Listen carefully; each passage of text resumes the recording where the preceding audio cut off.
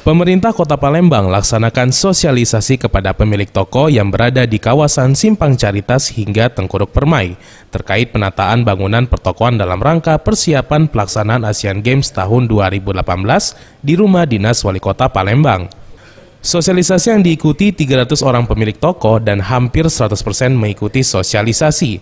Hanojoyo selaku Wali Kota Palembang dalam memberikan himbauan kepada pemilik toko untuk melakukan pengecatan bangunan dengan gradasi warna pelangi sesuai pengarahan Pemkot, menyediakan tempat sampah dan memasang papan nama toko dalam bentuk neon box dengan lebar 1 meter dan panjang menyesuaikan lebar toko, serta memasang lampu kecil atau neon secara diagonal untuk penataan pencahayaan pedestrian.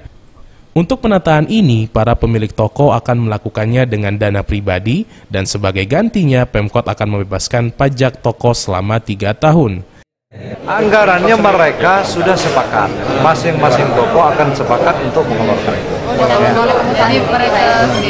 Tadi yang ada keberatan terkait dengan neon box itu pajak. Kami sudah sepakat tadi untuk membebaskan pajak selama 3 tahun, karena memang mahal buat itu. Ia menambahkan penataan ini dilakukan mengingat kawasan Simpang Caritas hingga pertokoan Jalan Tengkuruk Permai merupakan wajah Kota Palembang yang memang harus diperbaiki dalam rangka menyambut tamu pada pagelaran Asian Games 2018.